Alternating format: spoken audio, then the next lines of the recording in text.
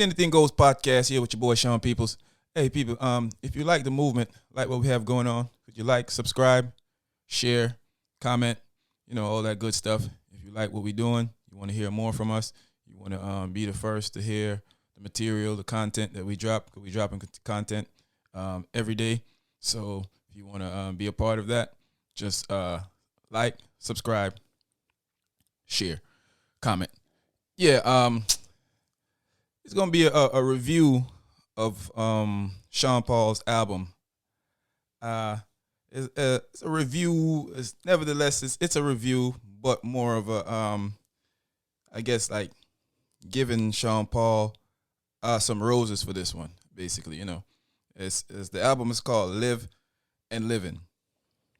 Now, when I heard he was coming out with an album, I thought it was gonna be typical Sean Paul with the crossover thing and doing a whole bunch of music that me myself might only find maybe one or two that I can rock with.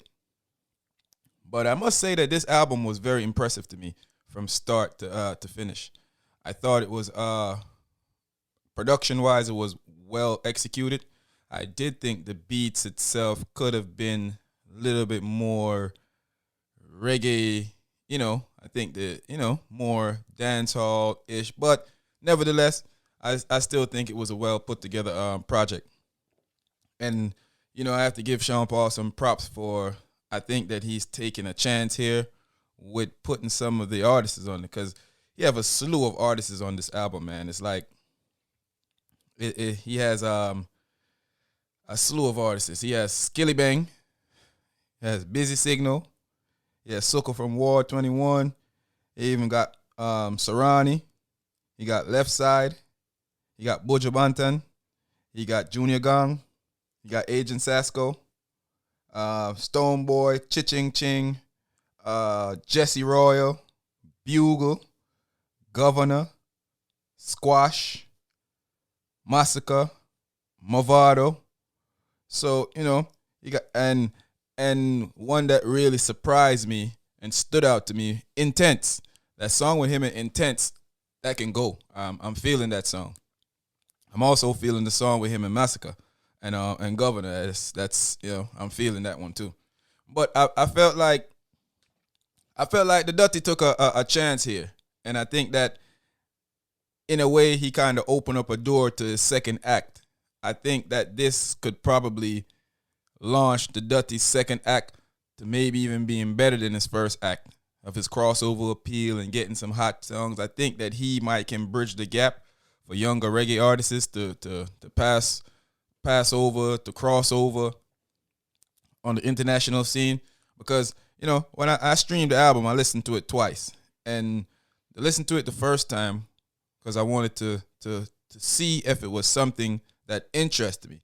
Because I didn't realize a lot of these artists was gonna be on it when it first, when I first listened to it. And then I heard that then when I started hearing these artists, I started taking it more serious. So then I took some time off for the rest of the day, and then I went back and listened to it again. And it was still and it was still catchy to me. And I really felt like, I'm kind of digging this one. I'm not gonna say it's the best album, but I could listen to it again. I could throw it in the car and drive and play it and play it around the house and listen to it and vibe with it. I think the song with him and Damian Marley definitely probably is going to be maybe the leading single or the big song off the album that might get some crossover appeal. The song with him and Squash is, I won't say I hate it. I think it's all right. I thought it could have been, it's an old song too, but I thought it could have been a little, a little better, but it still works in the mix of things. And this whole the fact that he have Masicka on the album to me was man, that was kind of crazy to me because Masicka my artist. So when I heard Masicka was on the album, I realized that hey, I have to open my ears up more. And then him and Mavado, have a nice little tune there, which is kind of old too, but it still brings that vibe. And I think, I think that that was a great combination that they should have did, you know, and it kicked for me. Mutabaruka is also on the album for some of the conscious fans. You know, Muta is on the album, and that was shocking to me too as well. But even though Muta always talk in a certain light, it's kind of shocking to see him on the album. The song with him and Jesse Roy was okay.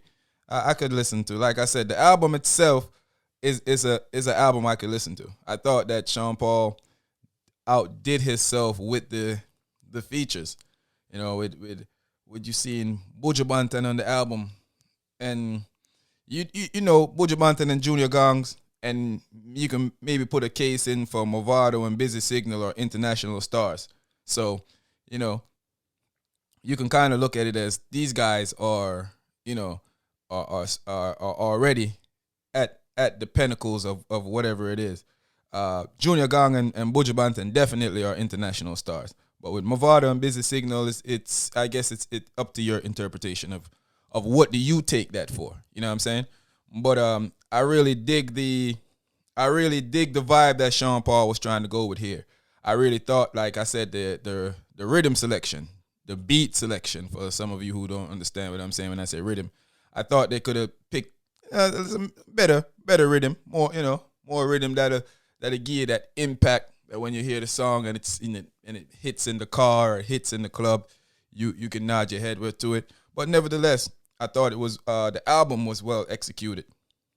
I must say though, I feel like Sean Paul did not promote this album properly because I'm an avid music fan and I didn't know this was coming until it was pretty much here, and that's poor execution for me.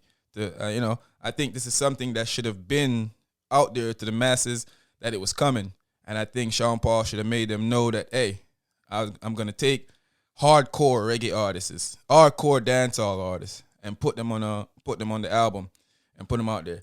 But what I would like to see Paul do next right now is to solidify this more, to maybe do a YouTube show and bring all these guys on the show, round them up, let them come out and do the songs with them so they can get some people can see the faces of who these guys are, that they can actually go out there and say, oh, this a masicka this.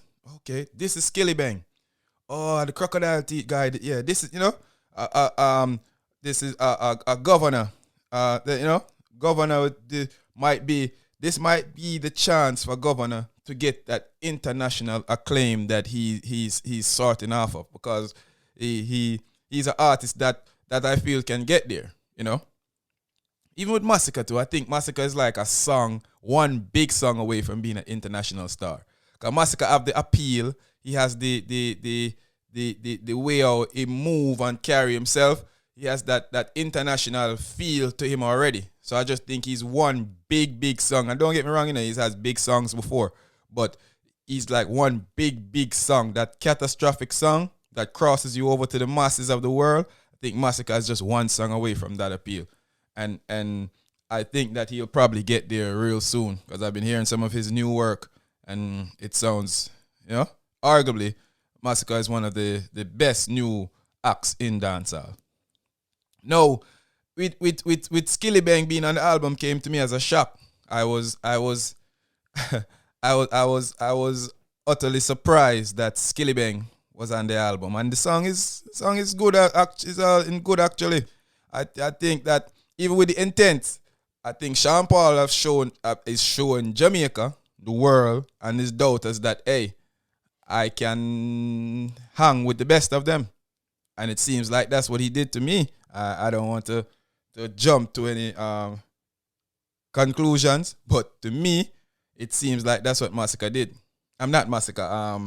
Sean Paul did on the song with him on Intence, because that's a good song. I could see Sean drop a good little international video with that, so it can get play on all the big channels, the big music channels, so people can see. That was a good song. And to me, maybe it's because I'm Jamaican, it was clear enough to me for the outside international fans to understand it.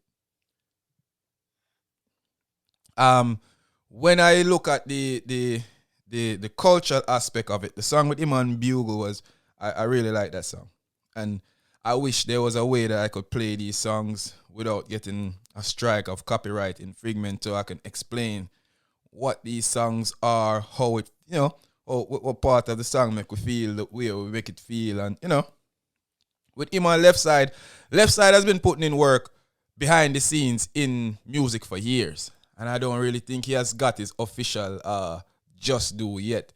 But this song with him on left side is kind of old too. I've heard it before, and it decent song. I like I said, the whole album to me was okay. I would give the album a passing grade. I would give the the execution of how putting the artist together a passing grade also. I'll give the execution of the promotion of the album an F because I didn't think they did that right. And maybe they have something in the works because it's Corona. Maybe Corona sidetracked a lot of things and made stuff had to work with different. But I just feel like Sean Paul could have got all these artists that's on the album to me say, make we push this out, promote this out, put it out there to our fans, to everybody, so they know it's coming. And I think that's what lacks in the dancehall scenery, that these artists really don't know how to promote themselves. Even the big artists, they don't know how to promote themselves. They don't realize that everything is just one shot to get to the money. But they don't know sometimes you have to put yourself in the area to make money. Sometimes you have to know how to maneuver. Yeah, but yeah, I think that Sean Paul it himself showed versatility on this album. I mean, to me, he's always showed versatility, but I think he have shown that even in the hardcore scenery, he can put on a show that is, when it comes to, his lyrical content, his delivery, that he is up there with the artists. He's not a hardcore artist, of course, I know that, but I feel like he can give good tracks. I'm not surprised that Sean is the state that he's in right now about doing stuff like this, because I've been listening to interviews with him, and it seems like he's been wanting to bridge the gap with him and hardcore dancehall fans and hardcore dancehall artists for a while. It seems like he's been getting a little fight over the years of that, or maybe not even a fight. Maybe he just don't know how to connect with these guys, and they don't have the right people around them to connect the two. I remember having a discussion with the Anything Goes podcast brothers about them feeling like Sean Paul and Shaggy are not necessarily putting out the strength to help these guys. And I was saying to them that I wonder if it's Sean Paul and Shaggy that's doing that, or it's actually the guys that are not taking the open hands that they're handing out to help them. But I feel in some sense that this was well needed. I think, like I said, the promotion is horrible, but I think it's well needed, and I think that if Sean Paul put together a show, a YouTube, a Instagram, or some social media type of show, put these guys on the show as artists, and let the world see who these guys are. See a Skillibeng, see a Intence, see a Govana, see a Squash, see a Masicka. I think that would definitely help in the world. And Ching, the song with him on Ching actually could go. I have my doubts about Ching as an artist, but we won't take that up here right now. But that song was I could tell that Sean Paul orchestrated a lot of it, but it was a pretty good song nevertheless. I'm looking forward to see a video from him on Junior Gang. I don't want to see no little